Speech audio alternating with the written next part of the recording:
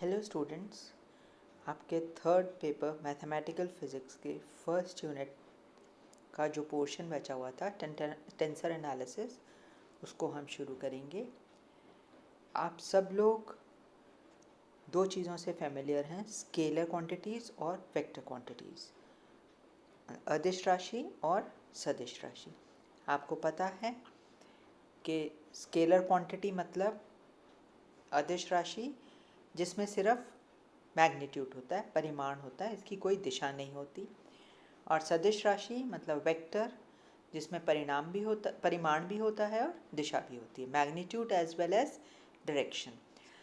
तो scalar quantities की कोई डायरेक्शन नहीं होती और वेक्टर क्वांटिटीज़ में मैग्नीट्यूड के साथ साथ डायरेक्शन भी होती है।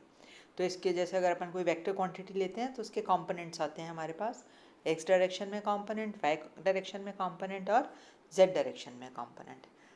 तो अदिश तथा सदिश राशियों का व्यापक रूप जिसके द्वारा भौतिक राशियों को व्यक्त किया जा सकता है प्रदिश कहलाता है। तो अभी तक हमने तीन कंपोनेंट्स करे, वेक्टर क्वांटिटी के तीन कंपोनेंट्स हैं।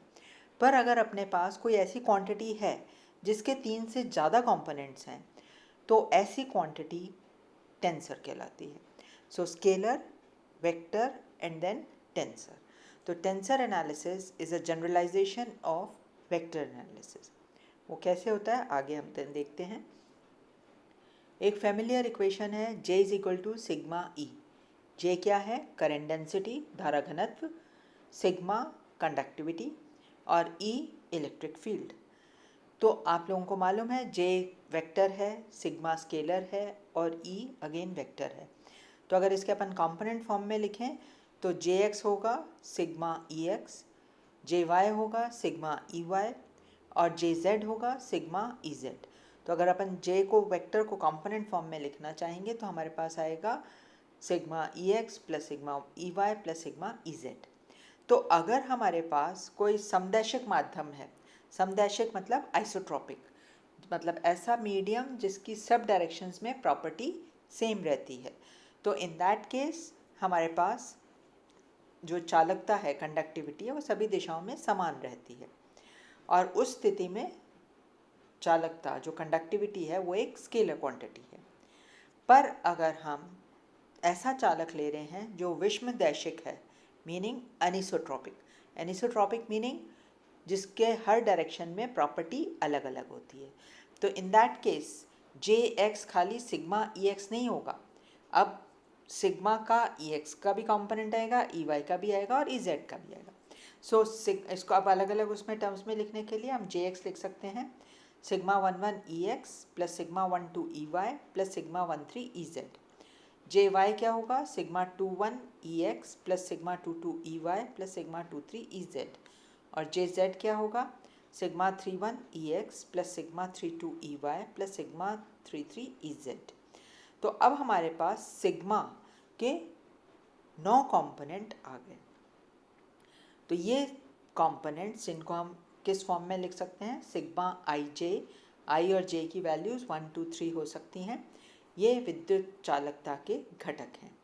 सो हमें ये मालूम है कि अदिश राशि की कोई विमा नहीं होती, ये एक शून्य कोटि का प्रदेश है, क्योंकि मैंने आपको बताया टेंसर जो है वो जनरल फॉर्म है, स्केलर भी टाइप ऑफ टेंसर है, वेक्टर भी टाइप ऑफ टेंसर है और टेंसर्स तो जनरल फॉर्म है। सो अदिश राशि अगर अपने पास कोई है, स्केलर क्वांटिटी, उसमें सिर्फ मैग्नीट्यूड होता है, कोई दिशा नहीं होती, तो इसको अपन कहते हैं शून्य कोटि का प्रदेश। Scalar quantity has no dimensions, it is a tensor of rank 0। सदिश की दिशा होती है, इसमें अगर अपन इसको रिप्रेजेंट करें, इसके कंपोनेंट्स को हम 3/1 मैट्रिक्स से इसको रिप्रेजेंट कर सकते हैं। तो ये है टेंसर ऑफ रैंक 1।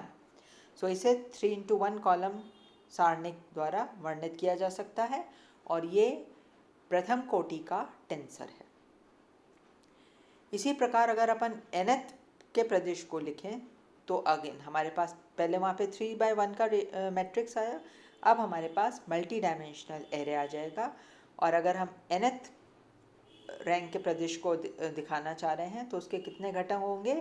3n घटक, क्योंकि टेंसर ऑफ रैंक 1 के कितने कंपोनेंट्स हैं वेक्टर के? 3। तो अगर nth रैंक का टेंसर हम ले रहे हैं तो उसके कंपोनेंट्स होंगे 3n। अब प्रदेश में घटकों को व्यक्त करने के लिए व्यू में स्थित्यनुसार प्रदेश के सांकेतिक नाम पर मूर्धांक तथा पादांक का प्रयोग किया जाता है। सो अब अगर अपन को टेंसर रिप्रेजेंट करना है, टेंसर के कंपोनेंट्स हैं, तो उन कंपोनेंट्स को, जैसे अगर अपन एक किसी वेक्टर क्वांटिटी को रिप्रेजेंट कर रहे हैं तो हम रिप्रेजेंट कर देते हैं suppose ax, ay and az, 3 है। अब अगर ज़्यादा कंपोनेंट्स हैं तो उन्हें हम कैसे रिप्रेजेंट करेंगे? हम उस पर कुछ सिंबल लगाएंगे। वो सिंबल हम ऊपर भी लगा सकते हैं एज अ सुपरस्क्रिप्ट और नीचे भी लगा सकते हैं एज अ सबस्क्रिप्ट। तो हम इन दोनों रिप्रेजेंटेशन से टेंसर्स के कंपोनेंट्स रिप्रेजेंट करते हैं मूर्धांक और पादांक यूज़ करके। So component of a tensor can be represented by the symbol, जो भी उसका सिंबल है, विथ सुपरस्क्रिप्ट और सबस्क्रिप्ट एडेड टू इट। जैसे एग्जाम्पल दिखाया हुआ है aij। रिमेंबर ये पावर नहीं है, a to the power i नहीं है, i is just a superscript. ये एक इंडेक्स है, इसका कुछ मान हो सकता है depending upon the problem. So aij, यहाँ पे i सुपरस्क्रिप्ट है जिसको हम मूर्धांक कहते हैं और j सबस्क्रिप्ट है जिसको हम पादांक कहते हैं।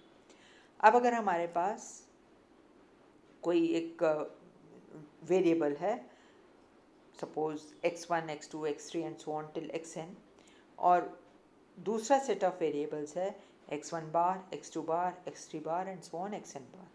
ऑब्वियसली ये दो वेरिएबल, सेट ऑफ वेरिएबल्स अलग अलग रेफरेंस फ्रेम में, आप लोग फर्स्ट ईयर में कर चुके हो फ्रेम्स ऑफ रेफरेंस। तो फ्रेम्स ऑफ रेफरेंस मतलब फ्रेम ऑफ रेफरेंस के अकॉर्डिंग वेरिएबल की वैल्यू चेंज होती है, और वहाँ पे हमने देखा था कि एक रेफरेंस फ्रेम से हम दूसरे रेफरेंस फ्रेम में ट्रांसफॉर्मेशन कर सकते हैं। तो यहाँ पे हमारे पास जो सेट ऑफ वेरिएबल्स है x1, x2 and so on xn तक, और एक और सेट है x1 bar and so on. सो अगर हम इसको रिप्रेजेंट करते हैं, सपोज इनका जो ट्रांसफॉर्मेशन रिलेशन है, x1 bar is some constant, some function phi 1 x1 x2 xn, मतलब x1 बार सब x का एक फंक्शन है जिसको अपन phi 1 से रिप्रेजेंट कर रहे हैं। Similarly x2 bar is some function phi 2 x of x1 x2 and so on xn तक। सिमिलरली xn बार क्या होगा? सम function phi n x1 x2 x3 का। या इन जनरल हम लिख सकते हैं x mu bar is phi mu x1 x2 x3 and so on till xn। अब अगर अपन इसको रिप्रेजेंट करना चाहें तो dx म्यू बार किसके बराबर होगा? Del x bar mu by del x I D x i plus del x bar mu by del x two d x two and so on till del x bar mu by del x n d x N.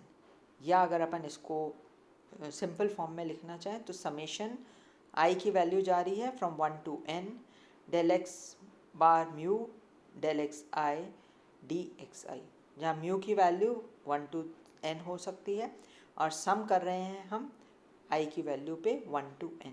So this is the transformation, general transformation equation जो वहाँ पे हमने करी थी। हमने सिर्फ वहाँ पे 3 वेरिएबल्स लिए थे, यहाँ पे हम n वेरिएबल्स ले रहे हैं जब हम टेंसर एनालिसिस कर रहे हैं। तो रिमेंबर ये वैसा ही सिमिलर ट्रांसफॉर्मेशन रिलेशन आ रहा है, ओनली थिंग इज़ यहाँ पे कंपोनेंट्स हमारे पास ज़्यादा होंगे। सो अब मैंने आपको बताया कि अपन इंडेक्स ले रहे हैं, इंडेक्स सुपरस्क्रिप्ट भी हो सकता है, सबस्क्रिप्ट भी हो सकता है।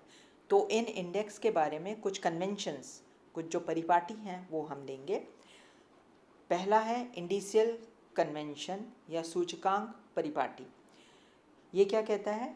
So any index used either as subscript or superscript will take all values from 1 to n unless the contrary is specified।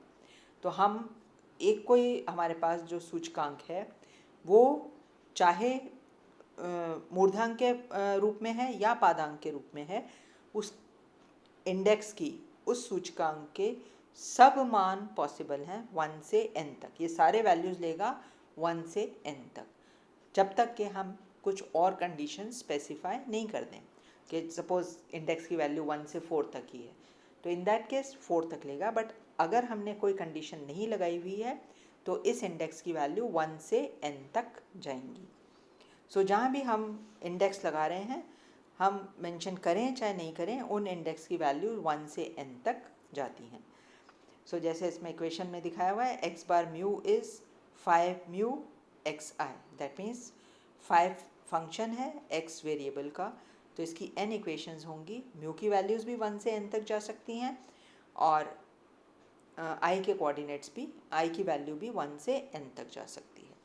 जो सेकेंड कन्वेंशन है आइंस्टीन समेशन कन्वेंशन, आइंस्टीन का संकलन परिपाटी। इसमें क्या है कि अगर कोई इंडेक्स रिपीट हो रहा है तो that means summation. If any index is repeated in a term, then a summation with respect to that index over the range 1 to n is implied. यदि कोई सूचकांक 2 बार प्रयुक्त हो तो इसका अर्थ है कि निर्धारित परिसीमा में योग है।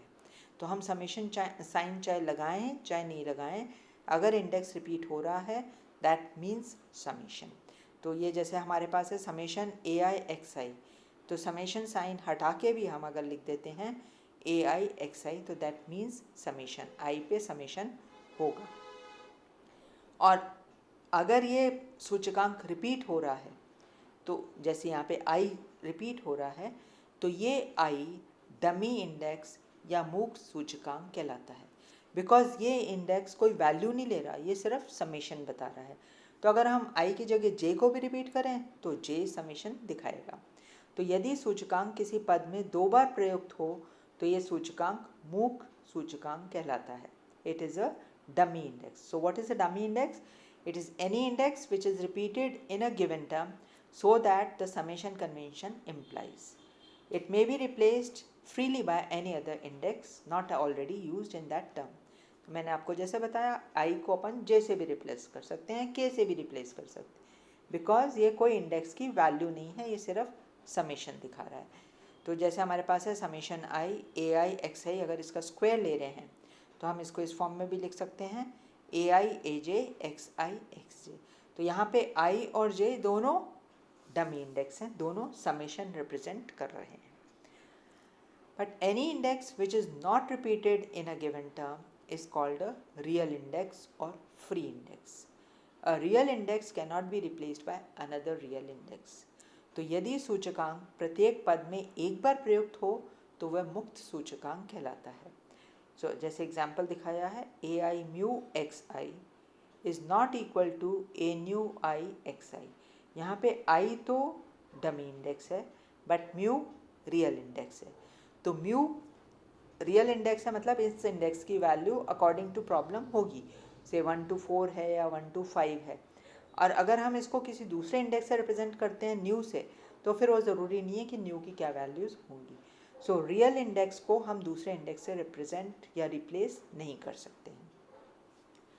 अब अगर टेंसर पे हम सुपरस्क्रिप्ट लगा रहे हैं या सबस्क्रिप्ट लगा रहे हैं, मतलब हम उस पर मूर्धांक लगा रहे हैं या पादांक है, उसके अकॉर्डिंग इसका नाम चेंज होता है, नॉमेनक्लेचर चेंज होता है।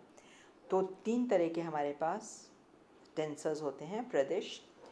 पहला है प्रतिचर प्रदेश या कॉन्ट्रावेरिएंट टेंसर। इस प्रदेश में प्रतिचर घटकों को व्यक्त करने के लिए मूर्धांक का उपयोग किया जाता है। The components in a contravariant tensor are represented by use of superscript.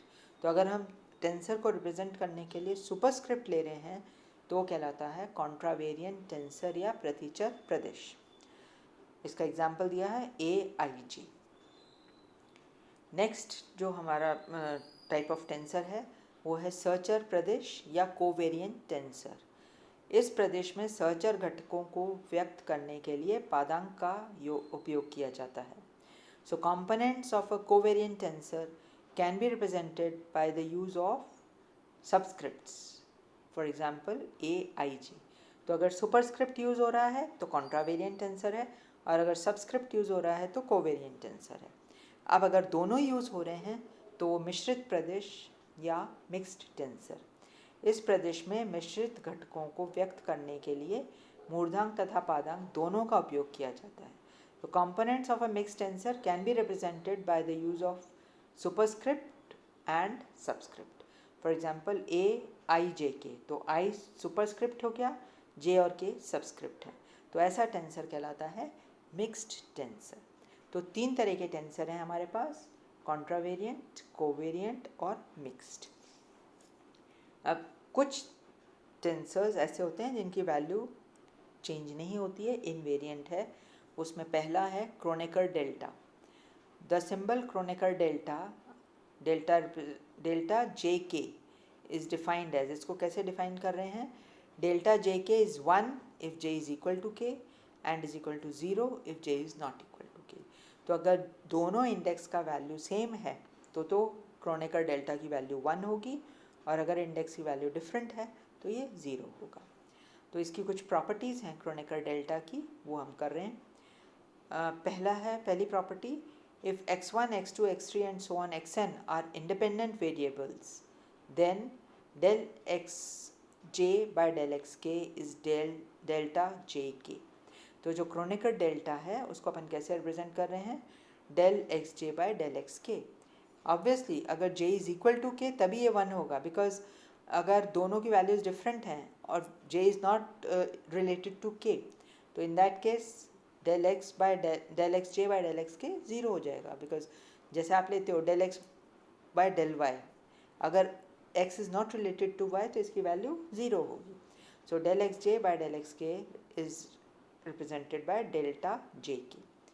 Second condition, जो सेकेंड प्रॉपर्टी है, delta J k a j is equal to what, a k, because delta की वैल्यू 1 है only if J is equal to के। तो जब जे के बराबर है तो फिर ए के हो जाएगा। अगर हम n डायमेंशन पे जा रहे हैं देन डेल्टा जे जे या डेल्टा के इसकी वैल्यू कितनी होगी, n, बिकॉज जैसे अगर 3 डायमेंशनल स्पेस है तो j की वैल्यू 1 2 3 3 हो सकती हैं। तो del 1 1 plus del 2 2 plus del 3 3, 1 plus 1 plus 1 3 हो जाएगा।